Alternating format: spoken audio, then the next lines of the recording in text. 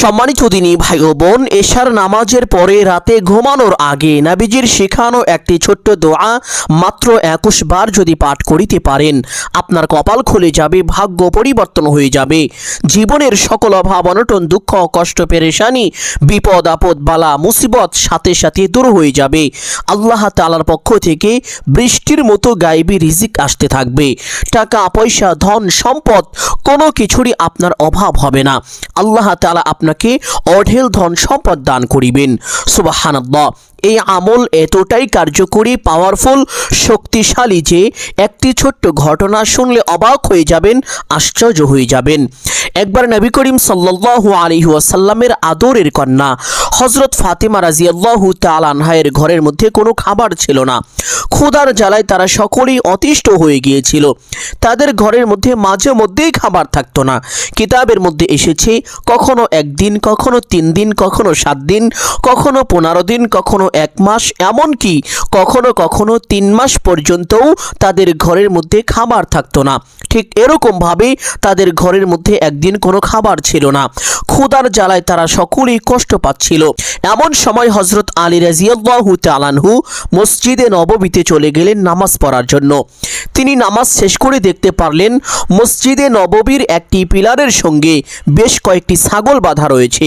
এই ছাগলগুলো দেখে হযরত আলী রাদিয়াল্লাহু তাআলা আনহু অন্যান্য সাহাবীদেরকে জিজ্ঞেস করলেন, ও সাহাবীরা, এই ছাগলগুলো কার?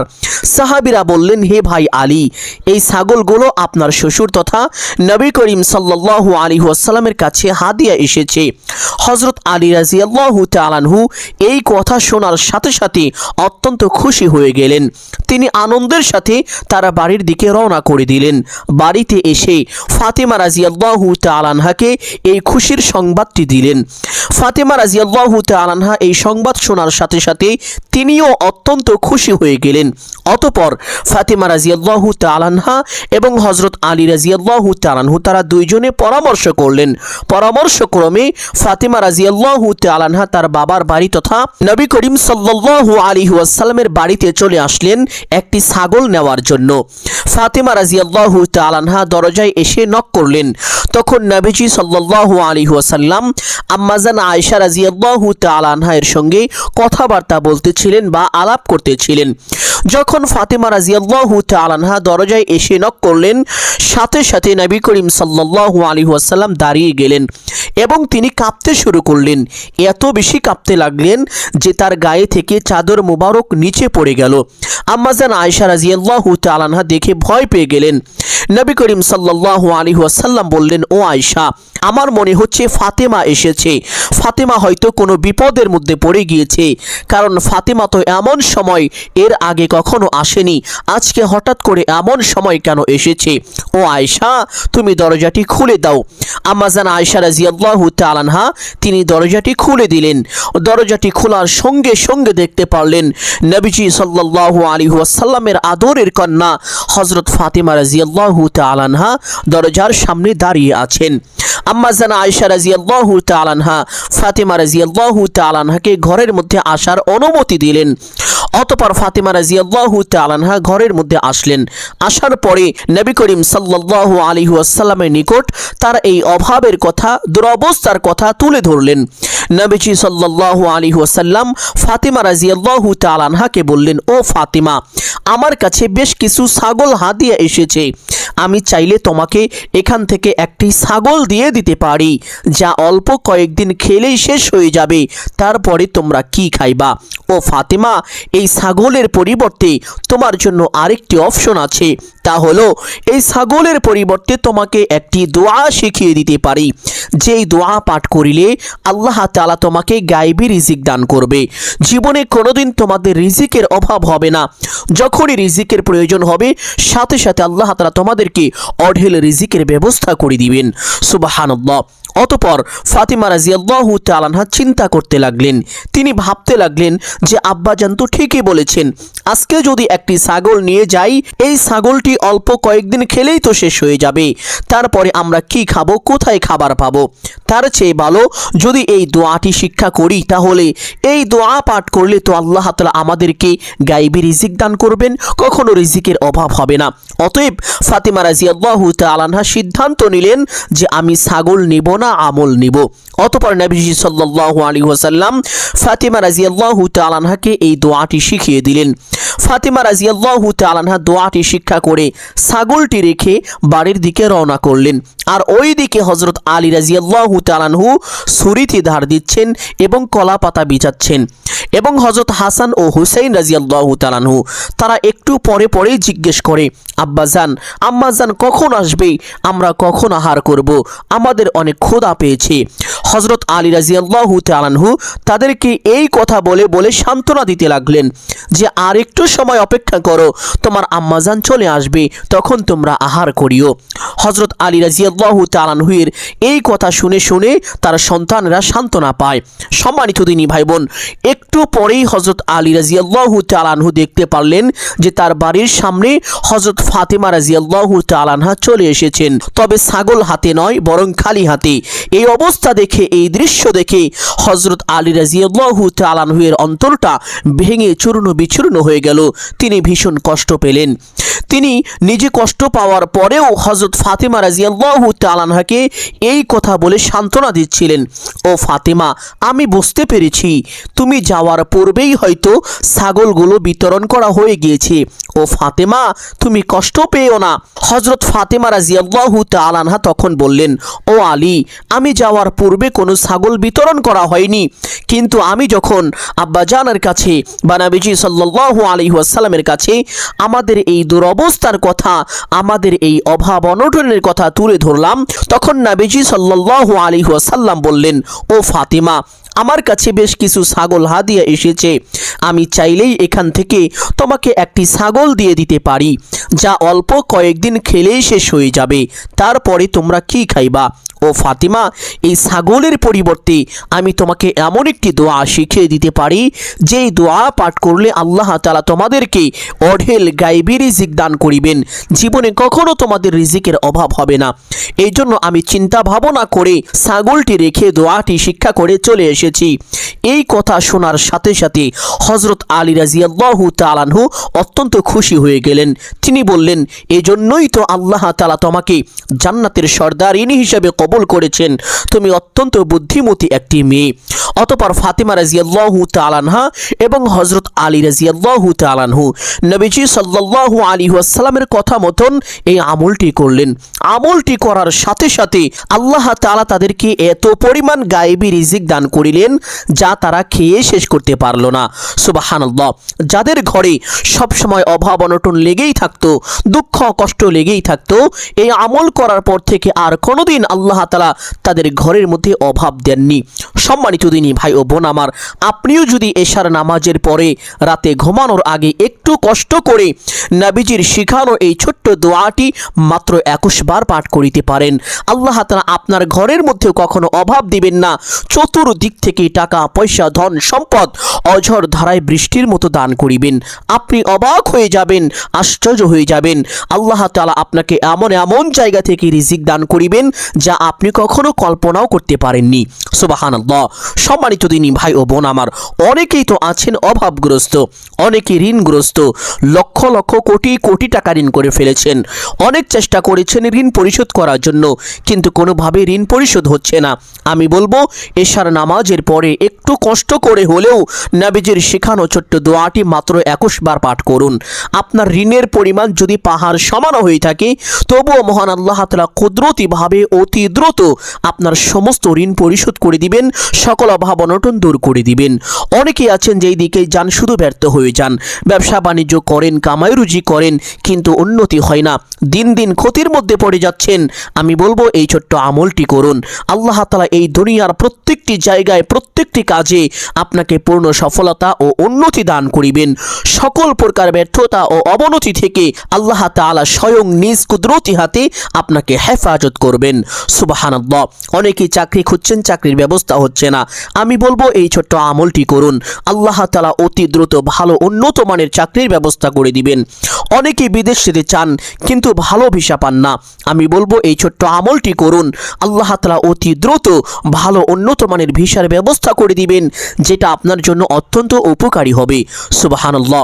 অনেকে কঠিন রোগে আক্রান্ত, যে রোগের ঔষধ পাওয়া যায় না, যে রোগের চিকিৎসা এই পৃথিবীতে হয় না।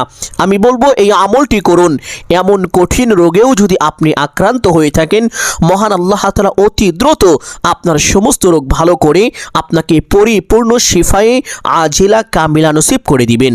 সুবহানাল্লাহ। অনেকে আছেন যাদের সন্তানাদি হয় না, খুব টেনশন পেরেশানির মধ্যে আছেন।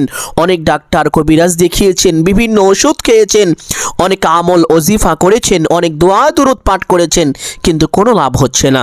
আমি বলবো একাগ্রতার সাথে একমাত্র আল্লাহ তাআলার উপর পরিপূর্ণ বিশ্বাস ও ভরসা নিয়ে এই ছোট্ট আমলটি করুন। আল্লাহ তাআলা অতি দ্রুত আপনাকে নেককার সলিহিন সুসন্তান দান করিবেন, যেই সন্তান আপনার জন্য দুনিয়া ও আখিরাতের প্রত্যেকটি জায়গায় কল্যাণকর হবে, উপকারী হবে। সুবহানাল্লাহ। এক কথায় এই আমল করে আপনি আল্লাহ তাআলার কাছে যা চাইবেন, আল্লাহ তাআলা আপনাকেই তাই দান করিবেন। যে দোয়াই করিবেন সে দোয়াই কবুল করিবেন। সম্মানিত দিনী ভাই ও বোন আমার, এই আমলটি কখন করিবেন, কিভাবে করিবেন, কোন নিয়মে করিবেন, প্রত্যেকটি বিষয় আপনাদেরকে সুস্পষ্টভাবে বলে দিব। সকলেই গভীর মনোযোগ দিয়ে শুনবেন ইনশাআল্লাহ। সম্মানিত দিনী ভাই ও বোন, এই আমলটি করার জন্য এশারের আজান হওয়ার সাথে সাথে উত্তম রূপে ওযু করিবেন। ওযু শেষ করে যারা পুরুষ মানুষ রয়েছেন তারা অবশ্যই মসজিদে গিয়ে জামাআতের সাথে এশারের 4 রাকাত ফরজ নামাজ পড়বেন। মা বোন এবং মাজুর ব্যক্তি তথা অসুস্থ ব্যক্তি যারা রয়েছেন তারা চাইলে ঘরে বা বাড়িতে বা একটি পবিত্র স্থানে এশারের 4 রাকাত ফরজ নামাজ পড়তে পারেন, কোনো সমস্যা নেই। তবে আপনারা চাইলে এশারের 4 রাকাত ফরজ নামাজ পড়ার আগে 4 রাকাত সুন্নতে গায়রে মুআক্কাদা বা অনেকেই নফল বলে থাকেন, এই 4 রাকাত নামাজ পড়ে নিতে পারেন। পড়লে অনেক সওয়াব আছে, না পড়লে কোনো গুনাহ নেই। সম্মানিত দিনী ভাই বোন, এই 4 রাকাত পড়েন বা না পড়েন, এশারের 4 রাকাত ফরজ নামাজ অবশ্যই পড়বেন ইনশাআল্লাহ। 4 রাকাত ফরজ নামাজ পড়ার পরে 2 রাকাত সুন্নতে মুআক্কাদা আছে, এই 2 রাকাত সুন্নতে মুআক্কাদা পড়বেন। অতঃপর 3 রাকাত বিতিরের নামাজ আছে, বিতিরের নামাজ পড়বেন। বিতিরের নামাজ শেষ করে কমপক্ষে 2 রাকাত তাহাজ্জুদ নামাজ পড়ার চেষ্টা করিবেন। যদি তাহাজ্জুদ নামাজ পড়তে না পারেন বা সময় না থাকে অথবা কষ্ট হয়ে যায়, তাহলে তাহাজ্জুদ নামাজ পড়তে হবে না, কোনো সমস্যা নেই। তবে চেষ্টা করিবেন কমপক্ষে 2 রাকাত তাহাজ্জুদ নামাজ পড়ার জন্য। এই নামাজ অত্যন্ত দামি। এই নামাজ সম্পর্কে পবিত্র হাদিসের মধ্যে নবীজি সাল্লাল্লাহু আলাইহি ওয়াসাল্লাম বলেছেন যে আল্লাহ তাআলার কাছে 5 ওয়াক্ত ফরজ নামাজের পরে নফল ইবাদতের মধ্যে সবচেয়ে প্রিয় ইবাদত হলো তাহাজ্জুদের নামাজ। সুবহানাল্লাহ। এই নামাজ পড়ে আল্লাহ তাআলার কাছে কোনো দোয়া করা হলে আল্লাহ তাআলা এই দোয়াকে ফিরিয়ে দিতে লজ্জাবোধ করেন। আল্লাহ তাআলা এই দোয়া সাথে সাথে কবুল করে থাকেন। সুবহানাল্লাহ। এই জন্য চেষ্টা করিবেন কমপক্ষে 2 রাকাত তাহাজ্জুদ নামাজ পড়ার জন্য, না পড়লেও কোনো সমস্যা নেই। তবে এশারের 4 রাকাত ফরজ নামাজ, অতঃপর 2 রাকাত সুন্নতে মুআক্কাদা, অতঃপর 3 রাকাত বিতিরের নামাজ, এই নামাজগুলো শেষ করে সেই স্থানে বসে সর্বপ্রথম একটি ছোট্ট ইস্তেগফার পাঠ করিবেন। যেই ইস্তেগফারের ব্যাপারে পবিত্র হাদিসের মধ্যে এসেছে, হাদিসটি বর্ণনা করেছেন নবীজি সাল্লাল্লাহু আলাইহি ওয়াসাল্লামের আপন চাচাতো ভাই হযরত আব্দুল্লাহ ইবনে আব্বাস রাদিয়াল্লাহু তাআলা আনহু। তিনি বলেন আল্লাহ নবী সাল্লাল্লাহু আলাইহি ওয়াসাল্লাম বলেছেন, যে ব্যক্তি দুনিয়ায় এই ইস্তেগফার বেশি বেশি পাঠ করবে, আল্লাহ তাআলা তার সকল গুনাহ খাতা ক্ষমা করে দিবেন, তার সকল অভাব অনটন দুঃখ কষ্ট পেরেশানি বিপদ আপদ বালা মুসিবত সাথে সাথে দূর করে দিবেন এবং আল্লাহ তাআলা তাকে এমন এমন জায়গা থেকে রিজিক দান করিবেন যা সে কখনো কল্পনাও করতে পারেনি। সুবহানাল্লাহ। শুধু তাই নয়, আরেকটি হাদিসের মধ্যে এই ইস্তেগফার সম্পর্কে বিশেষ 5টি পুরস্কারের কথা বলা হয়েছে। 1 নম্বর পুরস্কার, যেই ব্যক্তি এই ইস্তেগফার বেশি বেশি পাঠ করবে আল্লাহ তাআলা তার গুনাহ খাতা ক্ষমা করে দিবেন। 2 নম্বর পুরস্কার, তার অভাব অনটন দূর করে দিবেন। 3 নম্বর পুরস্কার, আল্লাহ তাআলা তাকে চতুর্দিক থেকে ধন সম্পদ দিয়ে সাহায্য করিবেন তথা আল্লাহ তাআলা তার কামাই রুজি ব্যবসা বাণিজ্যের মধ্যে প্রচুর পরিমাণ বারাকা দান করিবেন। করিবেন। 4 নাম্বার, যাদের সন্তানাদি হয় না তারা যদি এই ইস্তেগফার বেশি বেশি পাঠ করে আল্লাহ তাআলা তাদেরকে অতি দ্রুত নেককার সলিহিন সুসন্তান দান করিবেন। 5 নাম্বার পুরস্কার, এই ইস্তেগফার বেশি বেশি পাঠ করার বিনিময়ে আল্লাহ তাআলা কাল হাসরের ময়দানে আপনাকে নিরাপদে জান্নাতে পৌঁছে দিবেন এবং জান্নাতের নহর থেকে বিশেষ শরবত পান করাবেন। সুবহানাল্লাহ। এই জন্য সকলেই চেষ্টা করিবেন এই ইস্তেগফারটি উঠতে বসতে চলতে ফিরতে বেশি বেশি পাঠ করার জন্য। তবে আমলের সময় কমপক্ষে 21 বার অবশ্যই সহি শুদ্ধ করে এইভাবে পাঠ করিবেন। আস্তাগফিরুল্লাহাল্লাযী লা ইলাহা ইল্লা হুয়াল হাইয়ুল কাইয়্যুম ওয়া আতুবু ইলাইহি। যদি এই ইস্তেগফারটি পাঠ করা কষ্টকর হয়ে যায় তাহলে ছোট্ট ইস্তেগফার আস্তাগফিরুল্লাহ ওয়া আতুবু ইলাইহি এভাবে পাঠ করিবেন। এটাও যদি পাঠ করা কষ্ট হয়ে যায় তাহলে আস্তাগফিরুল্লাহ শুধু এতটুকু মহব্বতের সাথে জীবনের সমস্ত গুনাহের কথা স্মরণ করে আল্লাহ তাআলার দরবারে লজ্জিত ও অনুতপ্ত হয়ে ক্ষমার আশায় একমাত্র আল্লাহকে সন্তুষ্টি করার উদ্দেশ্যে 21 বার পাঠ করিবেন। ইস্তেগফারটি পাঠ করা শেষ করে একটি ছোট্ট দুরূদ পাঠ করিবেন। যেই দুরূদ পাঠ করিলে আল্লাহ তাআলা আপনার উপরে সাথে সাথে কমপক্ষে 10টি রহমত নাজিল করবেন। আপনাকে কমপক্ষে 10টি বড় বড় বিপদ থেকে আল্লাহ তাআলা নিজ কুদরতি হাতে হেফাজত করবেন। আপনার মনের বড় বড় 10টি আশা, কমপক্ষে 10টি আশা আল্লাহ তাআলা পূরণ করে দিবেন। আপনার আমল নামায় কমপক্ষে 10টি নেকি দান করিবেন। আপনার জীবন থেকে কমপক্ষে 10টি গুনাহ খাতা ক্ষমা করে দিবেন। সুবহানাল্লাহ। শুধু তাই নয়, এই দুরূদটি যদি আপনি দুনিয়াতে বেশি বেশি পাঠ করেন তাহলে নবীজি সাল্লাল্লাহু আলাইহি ওয়াসাল্লামের উপরে আপনার জন্য আল্লাহ তাআলা দরবারে সুপারিশ করাটা ওয়াজিব হয়ে যায় তথা লাজিম হয়ে যায়। নবীজি সাল্লাল্লাহু আলাইহি ওয়াসাল্লাম অবশ্যই আপনার জন্য আল্লাহ তাআলা দরবারে সুপারিশ পেশ করবেন। শুধু তাই নয়, আরেকটি হাদিসের মধ্যে এসেছে এই দুরূদ এতটাই দামি এতটাই ফজিলতপূর্ণ, শুনলে অবাক হয়ে যাবেন। এক সাহাবী রাদিয়াল্লাহু তাআলা আনহু নবী করিম সাল্লাল্লাহু আলাইহি ওয়াসাল্লামের দরবারে চলে আসলেন।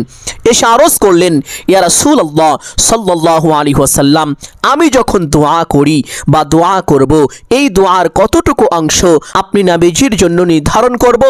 নবীজি সাল্লাল্লাহু আলাইহি ওয়াসাল্লাম বললেন, ও আমার সাহাবী, তোমার যতটুকু ইচ্ছে। অতঃপর সাহাবী বললেন, ইয়া রাসূলুল্লাহ সাল্লাল্লাহু আলাইহি ওয়াসাল্লাম, আমি যদি আমার দোয়ার 4 ভাগের 1 ভাগ আপনার জন্য নির্ধারণ করি? নবীজি বললেন, ও আমার সাহাবী, তোমার যতটুকু ইচ্ছে, তবে বেশি করলে ভালো। সাহাবী আবার বললেন, ইয়া রাসূলুল্লাহ সাল্লাল্লাহু আলাইহি ওয়াসাল্লাম, আমি যদি আমার দোয়ার 4 ভাগের 2 ভাগ আপনার জন্য নির্ধারণ করি? নবীজি বললেন, ও আমার সাহাবী, তোমার যতটুকু ইচ্ছে, তবে বেশি করলে ভালো। সাহাবী আবার বললেন, ইয়া রাসূলুল্লাহ সাল্লাল্লাহু আলাইহি ওয়াসাল্লাম, আমি যদি আমার দোয়ার 4 ভাগের 3 ভাগ আপনার জন্য নির্ধারণ করি? নবীজি বললেন, ও আমার সাহাবী, তোমার যতটুকু ইচ্ছে। সাহাবী আবার বললেন, ইয়া রাসূলুল্লাহ সাল্লাল্লাহু আলাইহি ওয়াসাল্লাম, আমি যদি আমার দোয়ার 4 ভাগের 4 ভাগ অর্থাৎ আমার সমস্ত দোয়াটুকু আমি নিজের জন্য না করে শুধু আপনি রাসূলের জন্য করি? নবীজি বললেন, ও আমার সাহাবী, তাহলে তো তোমার সমস্ত উদ্দেশ্যই পূরণ হয়ে যাবে। তুমি যেই উদ্দেশ্য নিয়ে আমি রাসূলের উপরে দুরূদ পাঠ করবে, মহান আল্লাহ তাআলা তোমার সেই সকল উদ্দেশ্যগুলো পূরণ করে দিবেন। সুবহানাল্লাহ। এই জন্য সম্মানিত দিনী ভাই বোন, উঠতে বসতে চলতে ফিরতে বিশেষ করে যখনই কোনো আমল করবেন বা যখনই কোনো দোয়া করবেন, দোয়ার পূর্বে অবশ্যই এই ছোট্ট দুরূদ মহব্বতের সাথে সহি শুদ্ধ করে পাঠ করিবেন। আরেকটি হাদিসের মধ্যে নবীজি বলেন, যেই ব্যক্তি দোয়ার পূর্বে এবং পরে আমি রাসূলের উপরে দুরূদ পাঠ করে না, ওই ব্যক্তির দোয়া আল্লাহ তাআলার আরশে আযমে পৌঁছাইতে পারে না, এমনকি প্রথম আসমানের উপরে যাইতে পারে না। ওই ব্যক্তির দোয়া প্রথম আসমানের নিচে এবং জমিনের উপরে এই মধ্যবর্তী সময়ের ভিতরে ঝুলতে থাকে। নাউযুবিল্লাহ। এই জন্য সম্মানিত দিনী ভাই বোন, আপনি যদি চান আপনার দোয়া আল্লাহ তাআলার আরশে আযমে পৌঁছে যাক, আপনার দোয়া কবুল আর মঞ্জুর হয়ে যাক, তাহলে দুরূদটি এইভাবে অবশ্যই পাঠ করিবেন। দুরূদটি হলো, আল্লাহুম্মা সাল্লি আলা মুহাম্মদ ওয়া আলা আলি মুহাম্মদ কামা সাল্লাইতা আলা ইব্রাহিম ওয়া আলা আলি ইব্রাহিম ইব্রাহিম ইন্নাকা হামিদুম মাজিদ আল্লাহুম্মা বারিক আলা মুহাম্মাদিন ওয়া আলা আলি মুহাম্মাদ কামা বারাকতা আলা ইব্রাহিম ওয়া আলা আলি ইব্রাহিম ইন্নাকা হামিদুম মাজিদ। দুরূদটি আমলের সময় কমপক্ষে 21 বার পাঠ করিবেন। আর যদি এই দুরূদটি পাঠ করা কষ্ট হয়ে যায় তাহলে যে কোনো একটি দুরূদ অথবা ছোট্ট দুরূদটি সাল্লাল্লাহু আলাইহি ওয়াসাল্লাম 21 বার পাঠ করিবেন। দুরূদটি পাঠ করা শেষ করে নবীজির শেখানো সেই বিশেষ দোয়াটি পাঠ করিবেন, যেই দোয়ার বরকতে হযরত ফাতিমা রাদিয়াল্লাহু তাআলা আনহা আল্লাহ তাআলার পক্ষ থেকে অঢেল ধন সম্পদ পেয়েছিলেন, অঢেল গায়েবী রিজিক পেয়েছিলেন। আর সেই ছোট্ট দোয়াটি এখন বলে দিব। একটু কষ্ট হলেও এই দোয়াটি চেষ্টা করিবেন মুখস্থ করে নেওয়ার জন্য। যদি না পারেন বাংলায় লিখে রাখুন, দেখে দেখেও আমলটি করতে পারবেন, কোনো সমস্যা নেই। দোয়াটি পাঠ করার নিয়মটি বলে দিব, তার আগে দোয়াটি একবার বলে দিচ্ছি। দোয়াটি হলো আল্লাহুম্মা ইয়া আউয়ালাল আউয়ালিন আল্লাহুম্মা ইয়া আউয়ালাল আউয়ালিন ইয়া আখিরাল আখিরিন ইয়া যাল কুওয়াতিল মাতিন ইয়া রাহিমাল মাসাকিন ইয়া আরহামার রাহিমিন। দোয়াটি এইভাবে 21 বার পাঠ করিবেন। দোয়াটি 21 বার পাঠ করা শেষ করে আবার 21 বার দুরূদে ইব্রাহিম পাঠ করার চেষ্টা করিবেন। না পারলে যে কোনো একটি দুরূদ অথবা ছোট্ট দুরূদ সাল্লাল্লাহু আলাইহি ওয়াসাল্লাম 21 বার পাঠ করিবেন। দুরূদ 21 বার পাঠ করা শেষ করে আল্লাহ তাআলার কাছে মোনাজাত করবেন। এই মোনাজাতের মধ্যে আপনি যা চাইবেন আল্লাহ তাআলা আপনাকে তাই দান করিবেন। যে দোয়াই করবেন সে দোয়াই কবুল করিবেন। এখন আসুন, যারা কঠিন রোগে আক্রান্ত হয়ে আছেন অথবা আপনার সন্তানাদি হচ্ছে না, বিভিন্ন সমস্যায় আক্রান্ত হয়ে আছেন, তাহলে আপনি এই ছোট্ট দোয়াটি আবার 21 বার পাঠ করিবেন। দুরূদ পাঠ করার আগে ছোট্ট দোয়াটি 21 বার পাঠ করে তারপরে দুরূদ 21 বার পাঠ করে মোনাজাত করবেন। দোয়াটি বলে দিচ্ছি, চেষ্টা করিবেন মুখস্থ করে নেওয়ার জন্য, না পারলে দেখে দেখেও পাঠ করিতে পারবেন। বাংলায় লিখে রাখুন। দোয়াটি হলো আল্লাহুম্মা ইন্নী আসআলুকা বিআন্নী আশহাদু আন্নাকা আনতাল্লাহু লা ইলাহা ইল্লা আনতা আহাদুস সামাদুল্লাযী লাম ইয়ালিদ ওয়া লাম ইউলাদ ওয়া লাম ইয়াকুল লাহু কুফুয়ান আহাদ। এই দোয়া সম্পর্কে পবিত্র হাদিসের মধ্যে নবীজি বলেন যে আমি ওই সত্তার শপথ করে বলছি যার হাতে আমার প্রাণ, যেই ব্যক্তি এই দোয়ার মাধ্যমে তথা এই দোয়ার মধ্যে আল্লাহ তাআলার কিছু গুণবাচক নাম রয়েছে, নবীজি বলেন যেই ব্যক্তি এই নামের মাধ্যমে আল্লাহ তাআলার কাছে কোনো কিছু চাইবে আল্লাহ তাআলা অবশ্যই তার চাওয়াকে পূরণ করবেন, কখনোই তাকে খালি হাতে ফেরাবেন না। এবং যেই ব্যক্তি এই নামের মাধ্যমে আল্লাহকে ডাকেন আল্লাহ তাআলা অবশ্যই তার ডাকে সাড়া দিয়ে থাকেন। সুবহানাল্লাহ। সম্মানিত দিনী ভাই ও বোন আমার, আমি আশা করছি আজকের এই আমলটি আপনাদের সকলের জন্য অত্যন্ত গুরুত্বপূর্ণ এবং উপকারী ছিল। অতএব সকলকে বলবো সদকায়ে জারিয়ার উদ্দেশ্যে কমপক্ষে একটি হলেও শেয়ার করে দিবেন। যদি আলোচনাটি ভালো লাগে অবশ্যই ভিডিওতে একটি লাইক করবেন, কমেন্টে আমিন বলে দোয়ায় শরীক থাকবেন। যারা এই চ্যানেলে নতুন দর্শক রয়েছেন চেষ্টা করিবেন চ্যানেলটি সাবস্ক্রাইব করে রাখার জন্য। সকলের জন্য অন্তরের আন্তরিক স্থল থেকে দোয়া করি আল্লাহ তাআলা সকলকে ভালো রাখুন, সুস্থ রাখুন, জানে মালে কামাই রুজি ব্যবসা বাণিজ্যে প্রচুর পরিমাণ উন্নতি ও বরকত দান করুন। সকলেই বলি আমিন সুম্মা আমিন। আসসালামু আলাইকুম ওয়া রাহমাতুল্লাহি ওয়া বারাকাতুহু।